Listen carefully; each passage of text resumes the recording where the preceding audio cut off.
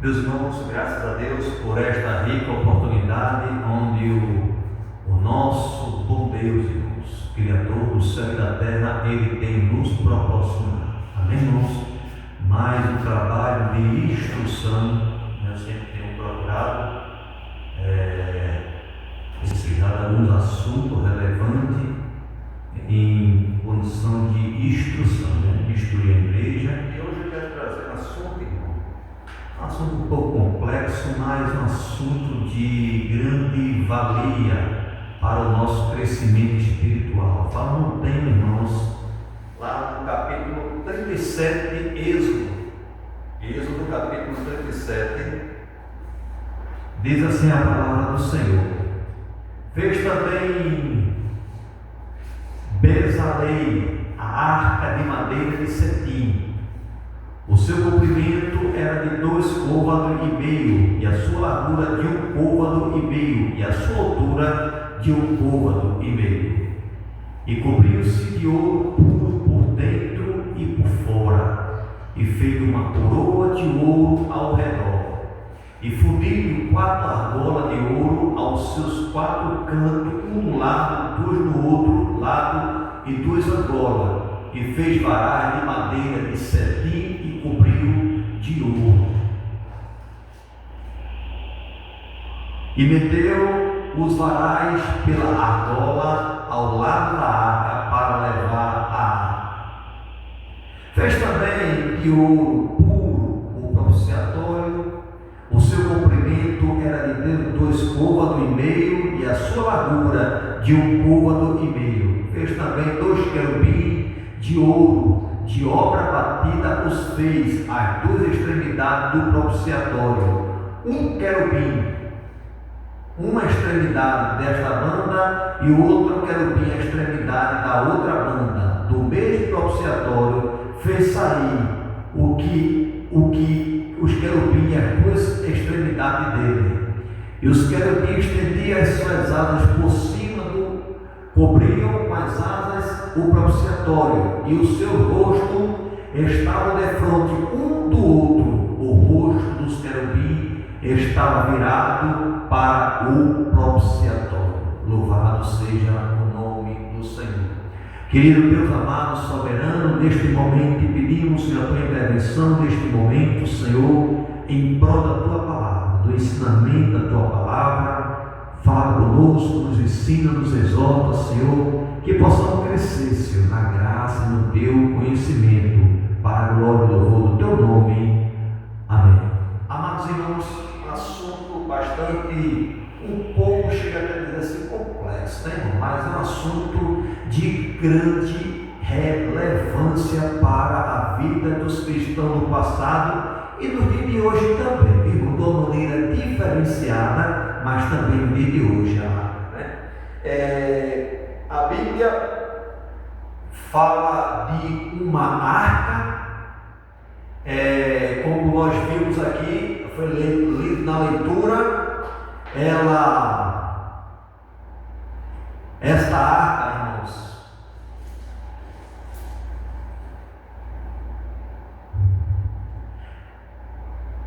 ela tem um comprimento de 2 côvados e meio, e a sua largura de 1 côvado e meio, e a sua altura de 1 côvado e meio. Ou seja, é uma caixa. Nessa caixa, ela tinha 4 argolas aos seus lados, cada lado, um lado na extremidade direita e esquerda, ali tinha uma argola. Essa argola era de ouro. E por dentro dessa argola passava, irmãos, os varais, que esses varais justamente era de cetim, madeira pelo qual o Senhor tinha separado para que Bezalel fizeste a arca conforme a orientação de Deus. Porque este assunto, irmãos, no trabalho de doutrina, porque esse assunto é um assunto bastante relevante para nós, tá certo? Saber o porquê Deus ele mandou fazer essa arca, né? Porque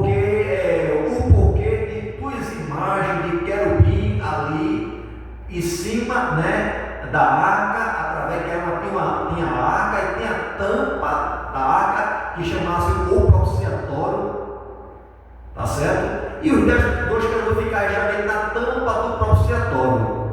E a gente vê, irmãos, que quando Deus mandou fazer aquela arca, foi para um propósito. Primeiro, Deus, ele sempre mostrou-se presente no meio do seu povo.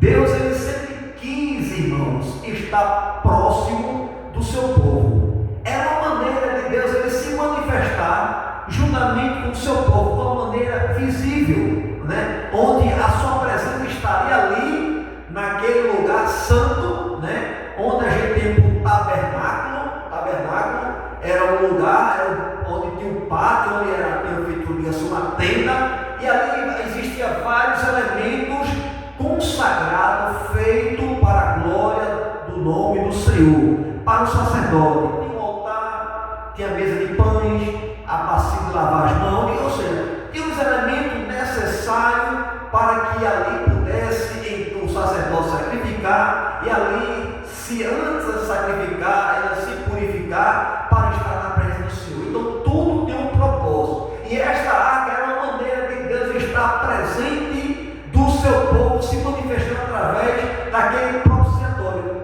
Como ninguém não podia ver Deus, ele se manifestar através daquele propiciatório, e só quem podia contemplar, ouvir a voz do Senhor, era justamente o sumo sacerdote. Não era um sacerdote, era o sumo sacerdote, que uma vez por ano ele entrava no lugar santíssimo para oferecer sacrifício ao Senhor. E aquela arca representava a própria presença de Deus. Louvado seja o nome do Senhor. Ou seja, então Deus, irmãos, ele mostra para mim e para você que ele quis sempre se revelar no meio do seu povo. Era uma maneira dele realmente ele se manifestar através daquela arca, para mostrar que era a presença de Deus estar ali. E outra coisa, meu irmão, ninguém podia entrar naquele lugar santíssimo.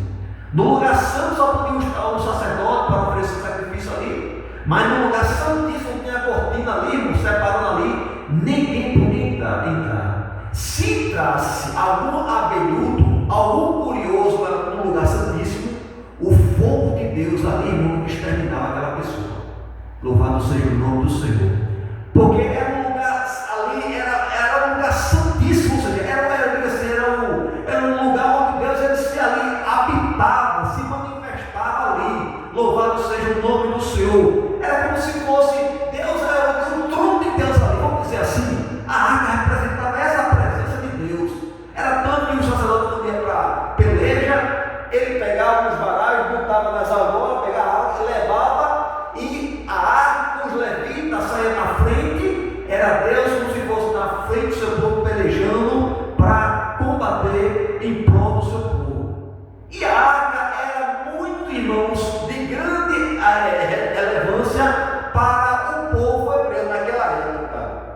A gente se depara com uma situação onde o sacerdote Eli era sacerdote do Senhor, e ali ele oferecia sacrifício ao Senhor, e a gente observa que no decorrer os seus filhos também era sacerdote, jovem, mas fazia tudo errado, não tinha temor de Deus e se prostituía, né, praticamente na porta do templo, né, irmãos? Roubava a oferta do Senhor. Muitas vezes chegava alguém, chegava assim, não, deixa para alguém trazer, não, botava no lugar, roubava assim na força mesmo. Então, Deus, irmãos, está virado para aquela posição. Esse não é o papel do verdadeiro sacerdote. Por tabela, por nação, por tribo escolhida para oferecer sacrifício, a tribo de Levi. E a gente observa que depois dali, Deus ali realmente exterminou toda da raça de Eli, porque vinha ali, justamente ali, depois seus filhos, Deus exterminou, porque Eli ouvia, a Bíblia diz que ouvia Eli e seus filhos a má fama que trazia. Ele ouvia, mas não corrigia. Ele via, mas como eu posso dizer seus filhos, porque era tão permissivo, que quando queria falar com seus filhos, já não tinha mais força. Eu tenho visto, meu filho, o que tu tem feito, o povo vem falado, as mais palavras que tem falado em vocês, e pronto, e não repreendeu os seus filhos, não assim, disciplinou seus filhos, e ficou por isso mesmo, até Deus levantar outro homem segundo o coração dele, Samuel, para estar, porque naquele tempo a lâmpada de Deus já estava apagada, ou seja, não se manifestava mais. Deus não falava, irmão. Deus, como eu falei aqui, Deus sempre está no meio do seu povo. Mas o que separava o homem de Deus, irmãos, não era outra coisa, irmãos. Não era cor, não era posição social, não. Era o pecado. O povo começava a pecar diante de Deus. A gente vê que os próprios filhos de ali, ele cometia esse sacrilégio, esse pecado. E o pai não tomava as providências, né, irmãos? E fazia vista grossa. Ou seja, de ser tão permissível, já não tinha mais força com os seus filhos, né? Por isso a necessidade do pai instruir a criança no caminho que deve andar, né, irmãos? Instruir. A Bíblia diz: instrui o menino no caminho que deve andar para que ele cresça e não se desvie. E Deus manda fazer, sabe? Porque Deus queria estar presente, irmão, ali. Observe, quando o tabernáculo era montado, a arca ficava num lugar santíssimo, existia nuvem sobre o tabernáculo. Aquela nuvem representava a presença do Senhor também ali, guardando ali aquele lugar. O povo só podia desmontar o tabernáculo quando aquela nuvem se deslocava. Ou seja, Deus está mandando a gente desmontar. Quando a nuvem começar a querer se deslocar, aí começava a desmontar o tabernáculo e ia guiada pelaquela nuvem. Era Deus guardando, era Deus guiando. E ali, quando a nuvem parava, voltava o tabernáculo, tudo de novo. Propiciatório, a pia de bronze, altar onde ficavam os pães, tudo, irmão, tudo, todos os elementos. E essa arca era de grande valia, ou seja, era a presença de Deus. E diz que uma certa vez o pecado por Deus estava tão grande que Deus ali permitiu circunstâncias, observe, irmão, permitiu circunstâncias de o seu povo ser ferido pelo seu opositor. Que era o opositor forte naquela época dos hebreus? Eram os filisteus. Ser perseguido pelos filisteus, ser maltratado, morto pelos filisteus, porque o povo não estava andando conforme a vontade do Senhor. O rei, escolhido pelo povo, porque o povo estava, como é que eu posso dizer na linguagem do Nordeste, saturado, né, irmão? Estava ali, assim, não estava aguentando mais de estar andando, seguindo a um Deus através, não. Queria ter um homem, carne e osso, para representar como as outras nações. E de uma tal maneira que a Bíblia diz que Samuel, ele se sentiu rejeitado. Até que Deus disse para Samuel, esse povo não te rejeitou a ti, e sim a mim. Faz conforme a vontade do povo, faz o seu Deus a orientação, e a orientação ali, Deus escolheu Saul. E Saul foi escolhido por Deus, depois daquele dia todinho, ali foi escolhido, e diz que depois Saul começou a desandar na presença do Senhor. Começou a fazer coisas que não agradavam a Deus. Exemplo, Deus mandava exterminar o seu inimigo, desde a criança até o animal. Aí Saul não obedecia a voz de Deus, mas obedecia a voz do homem. Sempre com um argumento, irmão, até aplausível, de às vezes, pelo menos, a ideia dele é até interessante, mas Deus conhece o coração do homem e a intenção do homem. Saul apenas não estava dando ouvido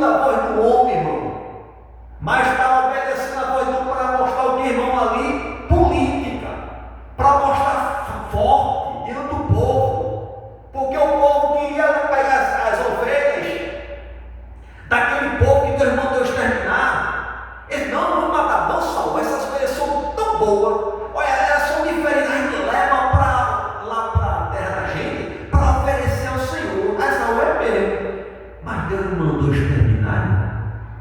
Deus mandou exterminar tudo. Aí Saul leva, e quando o profeta chega e diz que observa que vê um jeito diferente, ou vê que bicho, aí ele vai, não, trouxe. Irmão, Deus mandou exterminar o rei agora, Deus mandou exterminar as ovelhas, desde a criança. Aí vai Saul fazer o que não é para fazer, obedecendo a voz do homem para ser político, para agradar os homens. Irmão, não queira agradar os homens e deixar de agradar a Deus. É melhor obedecer a voz de Deus do que a voz do homem, viu, irmão? Louvado seja o nome do Senhor. Saul não atentou, irmão. Apenas começou bem. Mas nesta noite eu tenho uma receita para você. Deus não quer que você apenas comece bem, mas que você vá até o fim. Foi assim que ele disse a Josué: tu, porém, meu filho, a Daniel, vai até o fim. Deus tem prazer que apenas não comece bem, mas que vá até o fim. Louvado seja o nome do Senhor. Então, essa Acnos, ela aprende, é tanto que quando Deus ele percebe que o povo está desandando, o povo está em pecado, o sacerdote do Senhor está todo desmantelado. Peraí, vou eu arrumar a casa, vou eu trabalhar, eu não posso habitar no meio onde há pecado. Os filhos de Eli estavam em pecado, Eli estava cometendo o pecadinho de Deus, porque ele estava arrumando ali, disciplinando seus filhos, apenas fazendo vista grossa. É tanto que Deus ali depois colocou realmente uma cegueira muito grande, de idade, ficou velho, não conseguiu ver nada. E disse que quando o povo de Israel, a Saul, com os seus guerreiros, vai pelejar contra os filisteus, eles são feridos. E quando o povo procura saber o que aconteceu na batalha, diz que o povo de Israel perdeu, e o povo morreu, foi aquela agonia toda. Aí diz que daqui a pouco o povo, ao Ofni e Finéia, todo desmantelado, sentado na presença do Senhor, pega a arca do Senhor, observe, irmão, e vai para a guerra. Ô irmão, ali era o motivo de Deus se vingar, era o motivo de Deus fazer justiça. Se você não fizer a vontade de Deus, Ele vai fazer a vontade dele, com você ou sem você. Deus ele é santo, irmão. A gente não pode entrar na presença do Senhor, a vida é santo, daqui a pouco está fazendo, daqui a pouco não acontece. Irmão, não é assim, irmão. Louvado seja o nome do Senhor. Cometendo atrocidades, se prostituindo, roubando a oferta do Senhor, daqui a pouco vem para pelejar com o Senhor, vamos levar a presença do Senhor. E quando levar uma arca, foi um jugo muito grande, e os filhos estão lá, que jugo é tremer, não trema. Diante desse hebreu, a gente vai pelejar. Aí um fortificou, e quando os hebreus pensou que ia ganhar a batalha, porque a presença de Deus estava ali, irmãos, a presença de Deus estava sobre aquele tabernáculo ali, sobre aquela arca, mas Deus ficou parado. Diz que os dois filhos que estavam segurando, ele foi ferido, meio mundo de gente correu, deixaram a arca. Os filisteus pegam a arca, coloca lá no templo de Dagon, para servir de escárnio no templo de Dagon. Aí, irmãos, o homem não quer obedecer a Deus, aí Deus agora entra em cena.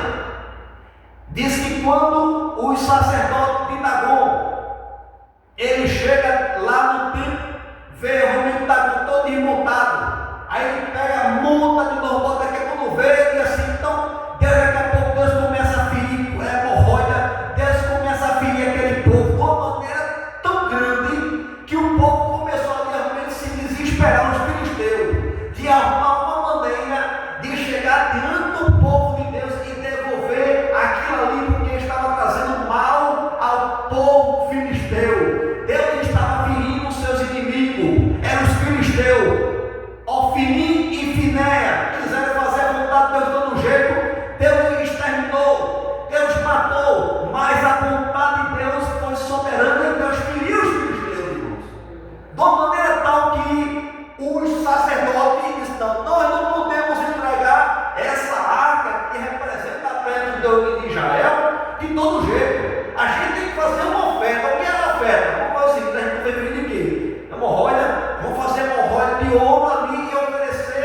ao povo hebreu lá, como se fosse em permissão dos nossos pecados, pedir perdão e devolver, irmão, a arca lá, levaram.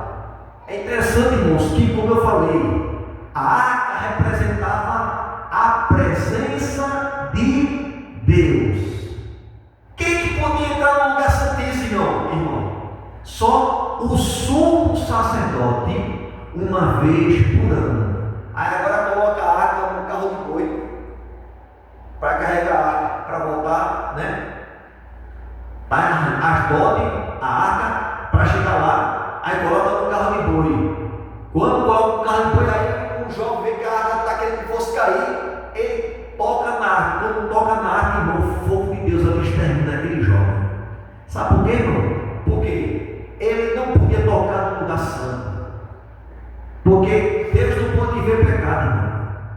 E aquele jovem tocou, irmão, estava com a vida, e ali ele tocou que não era para tocar, só que podia tocar naquela arca. Era levita, era o sacerdote, alguém que tinha intimidade com Deus, e ali uma pessoa que não tinha nada a ver. Porque quando tocou, o fogo de Deus veio ali e exterminou aquele jovem. E aquele jovem foi furilado pelo fogo de Deus. Então a arca não é outra coisa, irmão. Era a presença de Deus no meio do seu povo. Mas para Deus permanecer, irmão, no meio do seu povo, para voltar Deus ser soberano na minha vida, na sua vida, a gente precisamos obedecer a sua palavra. Porque se não obedecer a palavra de Deus, irmãos, é em vão. Era feita de madeira arcácea, irmão. Madeira, nas escrituras fala de humanidade. Não era qualquer madeira, irmão. Acácia era feita a arca, não era qualquer madeira. E a madeira fala sobre humanidade nas escrituras. Deus, irmãos, ele sabe, irmão, quando veio fazer a arca de Noé, né? Foi madeira de gofre. Então Deus sabe o tipo da madeira, o tipo da estrutura. Ele, na arquitetura do templo de Salomão, quem deu a planta foi Deus para Davi. Deus colocou no coração de Davi. Davi desejou fazer, não, quem vai fazer você tem que fazer seu filho, porque você tem mão, tem sangue nas suas mãos. O desejo de fazer vai ser do seu filho. E assim feito, irmão.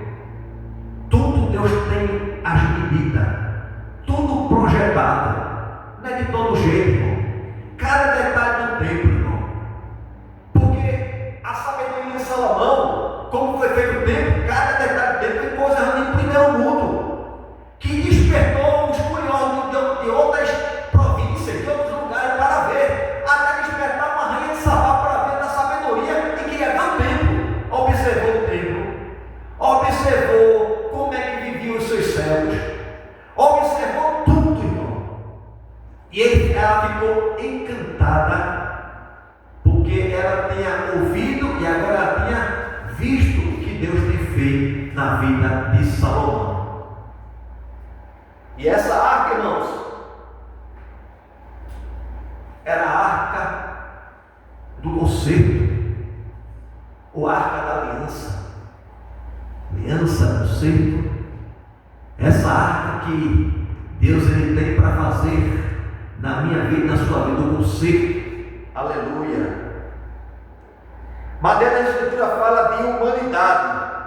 E Jesus foi também 100% homem, né, irmão? Madeira fala sobre humanidade. E Jesus, eu tenho até notado aqui, ele veio também como 100% homem. Louvado seja o nome do Senhor para todos. Ou seja, Deus também era 100% homem, 100% Deus, Jesus. Ele era o próprio Deus, 100% homem, 100% Deus. Sendo assim, ele poderia sentar na pele as circunstâncias que eu e você poderia estar passando. Porque se Jesus não viesse, irmão, de forma humana, ele não tinha como ter um sentimento, irmão, humano. Não tinha. Mas Jesus, ele se humanizou. Ele tomou forma de homem. Aleluia. Ele sofreu. Ele teve sede, ele teve fome, mas permaneceu fiel ao seu propósito. Ele veio 100% homem, mas também Louvado seja o nome do Senhor. Por isso que ele, como homem, ele podia sentir na nossa natureza, nas nossas circunstâncias, o que nós estávamos passando e estamos passando, né, irmão? Ele sentiu tudo isso. A arca da aliança era coberta de ouro puro, e ouro na Escritura fala da divindade. Ela era coberta de ouro puro, ou seja, era de madeira de acácia, mas coberta de ouro puro. Quando fala de puro, fala de pureza, da divindade de Deus. Aleluia. Puro, irmão, não tinha impureza. Aleluia. Deus, irmãos, ele é elegante. Deus, irmãos, ele é soberano. Ele não é qualquer Deus. E para Deus é o melhor. Ele só usa o melhor. O ouro, né? Jaspe, topázio, muitas vezes é citado na Bíblia. E pela sua misericórdia ele usa o barro, que não é nada, mas Deus agora investe e valorizou o barro, que é o homem. Deus usa o homem também. A gente como um vaso de barro. Talvez para alguém não presta para nada, mas para Jesus presta. O preço é muito alto. Ele te ama, sabendo que você é um vaso de barro. Aleluia. Mas a gente observa que ouro fala sobre, nas Escrituras fala sobre divindade. Sendo assim, Jesus também 100% Deus. A arca da aliança tinha um formato de uma caixa de madeira, de acácia e coberta de ouro puro. Mais uma vez, era de ouro puro. Não era ouro branco, não, irmão. Não era ouro misturado, não, alguma coisa para. Não, era ouro puros. Porque não podia ter impureza, porque Deus é santo, com ele tudo é puro. Louvado seja o nome do Senhor. Dentro da arca da aliança, é interessante que tinha 3 elementos que era guardado na arca da aliança. Onde eu quero chegar nesta noite a mensagem. 3 elementos fundamentais que era guardado dentro da arca da aliança. Os irmãos têm lembrança? 3 elementos fundamentais que Deus mandou Moisés guardar dentro da arca da aliança para servir, né, como perpetuamente, que Deus ali, ele demonstrou, proveu, e o homem ele desprezou. Só que as coisas de Deus, irmãos, Deus não espalha, não. Deus não joga fora, não. Deus não foi eu guardar para servir de perpetuamente, como eu posso dizer aqui, servir como se fosse um testemunho. Esses elementos dentro da arca. Aleluia. Deus tinha provido e o povo desfez.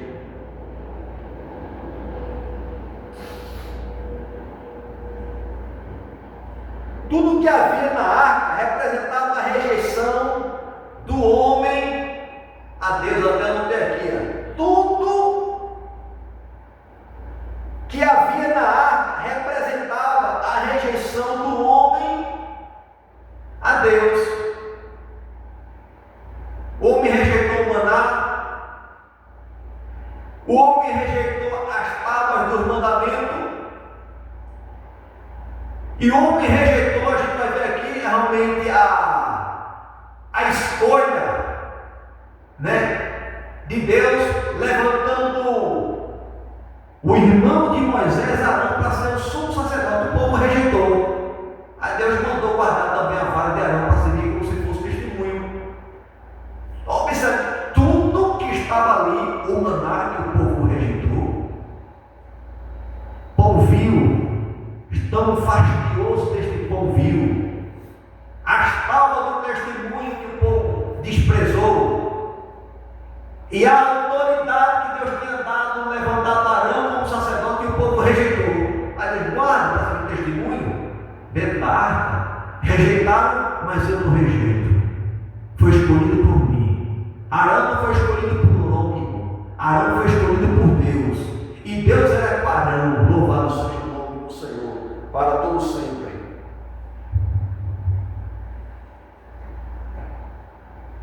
Primeiro elemento, como a gente falou, eram as tábuas dos 10 mandamentos. O que significavam esses 10 mandamentos, irmão? Apenas eram mandamentos divinos que Deus deu como orientação. Em outras palavras, era como se uma bússola para que você tenha ser bem sucedido no decorrer da sua trajetória. Aí Deus: não matarás, não adulterarás, não darás falso testemunho. E começou os 10 mandamentos para que eu e você pudesse ser bem sucedido, não bater de frente com Deus. O povo rejeitou. Um dos mandamentos é dizer que não podia ter farás imagem de escultura, adorará outro Deus, no seu Deus. O povo ali, quando Moisés estava com uma conversa bem gostosa com Deus, no Monte Horebe ali, diz que o povo ali fizeram um bezerro, começaram a adorar o bezerro como Deus que tirou lá do Egito. Aí rejeitou, desprezou, não guardou, não esperou. Louvado seja o nome do Senhor. 10 mandamentos, estava nos 10 mandamentos, representavam um modelo de conduta para o homem. Porém, Moisés se deparou com o povo adorando um bezerro de ouro, desprezado. Aí Deus vai guardar dentro da arca, desprezado meu mandamento. Eu tinha o melhor para ele, Moisés. O povo me rejeitou. Teve um momento, irmão, que nas primeiras tábuas que Deus tinha feito, que Moisés, quando viu, soube esse evento, ele quebrou de tanta fúria, né? Os mandamentos, quebrou ali. Aí depois, da segunda vez, confirma de novo as tábuas para orientar o povo. O povo tinha se arrependido, mas o povo já se acostumou com o pecado. Se arrependia, pecava. Se arrependia, pecava de novo. E assim, como fosse pregar de pecado. E Deus veio lá de cima. Louvado seja o nome do Senhor para todo sempre. Desprezou. Aí Deus disse: volta dentro da arca, para servir de testemunho que desprezaram os meus mandamentos. Irmãos, desprezar os conselhos de Deus, desprezar as orientações divinas, irmão. Deus, irmão, Ele é soberano, Ele vê o que você não pode ver. Nossos olhos, irmão, conseguem ver até o limite, mas Deus, Ele consegue ver o fim, irmão, dessa jornada. Você não sabe lá na frente, Deus já sabe já. Deus vê tudo. E o povo, o que o povo fizeram? Rejeitaram, desprezaram. Louvado seja o nome do Senhor. O segundo elemento, o maná. O que era o maná, irmão? O maná representava o pão do céu. E hoje palavras, era uma semente de coentro que Deus ali fez descer ali jogando ali. O povo pegava aquela semente ali, depois batia, né? fazia um pão com aquela semente ali. E o povo, irmão, a gente observa que representava, irmão, diz que representava a provisão de Deus no meio do seu povo. O maná representava a provisão de Deus no meio do seu povo. E o povo fez o que, irmão? Desprezou. O povo desprezou a provisão divina, irmão. Maná caía do céu pela provisão de Deus, mas não aguentamos mais este pão vil, irmãos. Era a provisão de Deus. E os hebreus chegaram e disseram assim: não aguentamos mais este pão vil. Cuidado, irmãos, quando abrir a boca para amaldiçoar aquilo que Deus abençoou. Louvado seja o nome do Senhor. Às vezes eu escuto pessoas dizendo assim: rapaz, eu não quero mentir, não segue. A gente deve falar assim, rapaz, nunca diga que segue, né? Se a menina fica aleijada, você perde uma perna, perde um braço, mas perder a vista é coisa mente importante na vida do homem. Você não tem direção nenhuma. E o povo aqui desprezado, perder de vista, irmão. Não foi a vista, não estava certo espiritualmente. A provisão de Deus. Estando enjoados deste pão Viu, deste maná, viu. O maná dentro da arca foi registrado como a rejeição do homem pela provisão de Deus. Deus está dizendo, guarda o maná dentro da arca, rejeitaram os meus mandamentos, guarda, Moisés. Rejeitaram a minha provisão no deserto, guarda, Moisés. Dois elementos o povo tinha rejeitado. E o terceiro e último elemento que foi rejeitado, onde ficava dentro da arca da aliança, a arca do concerto, foi a vara de Arão. Deus mandou guardar. Por quê, irmão? Porque o povo também rejeitaram a escolha, a autoridade de Arão como sacerdote. Observe, irmão, foi Deus que escolheu Arão. Foi tanto que a gente vê lá na frente lá, que o povo, Deus manda de cada tribo pegar uma vara, seu cajado botar lá e botar em um determinado lugar, e no dia seguinte a vara que florescesse, esse seria escolhido por Deus. E concordaram. E quando foi Moisés, e mudou o nome de cada um, botou na vara assim. Quando Moisés foi no dia seguinte lá, a vara de Arão tinha florescido, tinha botado a amendoeira. Tinha mudado, irmãos. E o povo viu que a vara de Arão ali aceitou em parte, né, a autoridade de Arão, né, irmãos? Porque existia um elemento chamado tal de Acã, né? De Acã, e outros, como também Corá, que ali realmente fez o povo de Deus. Acã mesmo foi exterminado, o Corá também foi exterminado. Corá foi exterminado porque a terra abriu e engoliu, porque ele era da observe. Corá era da tribo de Levi e se rebeliou, não aceitando a autoridade de Arão como sacerdote. Aí Deus não, depois fala, Moisés, faz assim, manda cada um da tribo ali, o seu líder, representado em cada tribo lá, né? E ali a sua vara colocada em determinado lugar. E a vara que apareceu no dia seguinte, florescida, essa foi que eu escolhi. E mandaram na vara para todo mundo da pessoa ali. E quando Moisés chegou lá com surpresa, a vara dela estava florescida com uma amendoeira. Aí o povo ali viu que Deus era com Arão. Deus tinha escolhido Arão. Mas o povo ainda rejeitou, né? A rebelião de Corá. Até que Deus também entra em cena, irmão. Deus ele entra em cena, louvado seja o nome do Senhor. Deus ele entra em cena e abre a terra, irmãos, para destruir, né, o inimigo. O inimigo não estava lá fora, não, irmão. O inimigo estava dentro do povo de Israel.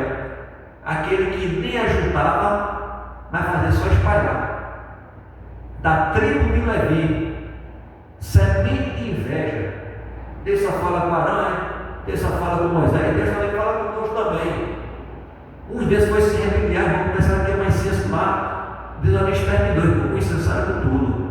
Não venha querer mostrar uma coisa que você não é. Não venha querer fazer aquilo que Deus não mandou você fazer, que você não tem ofício de fazer. Louvado seja o nome do Senhor.